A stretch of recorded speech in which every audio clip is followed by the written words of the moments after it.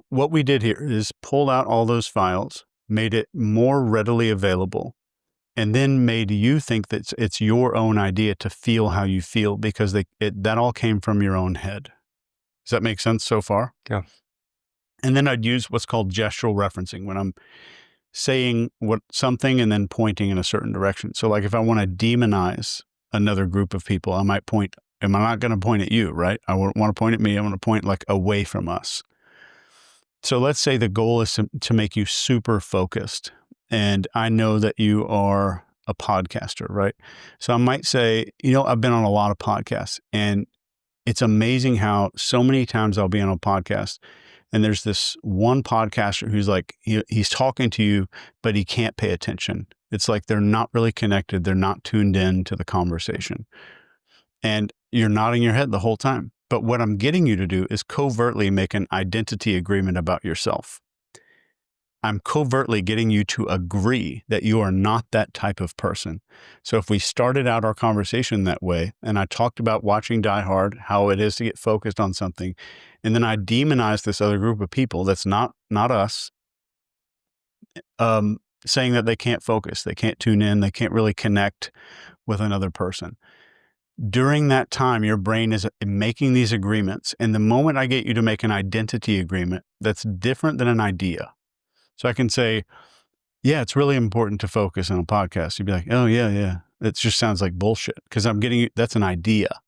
An identity is me getting you to say, I'm not that person, or I am this person, depending on how I'm wording myself. Does that make sense so far? Then we add in a third layer.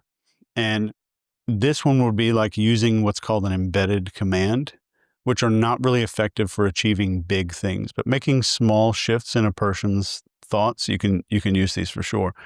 And this is where you hide a sentence inside of a sentence. And the sentence should be able to stand on its own, and it should sound like its own sentence. So essentially, the 4 rules of delivering some kind of embedded language in your language is, number 1, whatever you say to that person has to be standalone as a sentence. Number 2, you drop your tone. And dropping the tone means I'm going to talk to you in a way that I'm telling you to do something, but it's hidden within a sentence.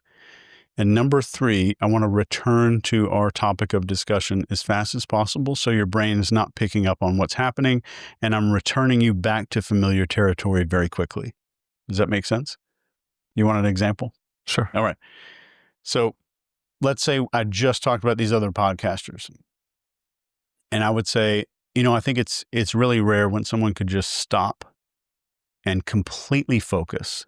With me, the way I see it, when I'm on a podcast, so I might just go right back to podcasting, right? So that would be coming back to the conversation. But what I said is stop and completely focus with me. All as one sentence. So if you took the audio clip of what I just said out, that's its own sentence. And I paused before and I paused after to help the unconscious part of your brain pick up on that more. Like it pays more attention to it, even though it sounds like a run-on sentence. So when I'm saying the words with me, the conscious part of your brain thinks that it's hearing me starting a new sentence. Does that make sense? Mm-hmm. So I might say, let's say the word like get completely fascinated, right? And I want to say that to another person. I might say, it's one of those moments, just like when we're watching Die Hard, one of those moments where you can just stop and feel completely fascinated with me, the way I see it.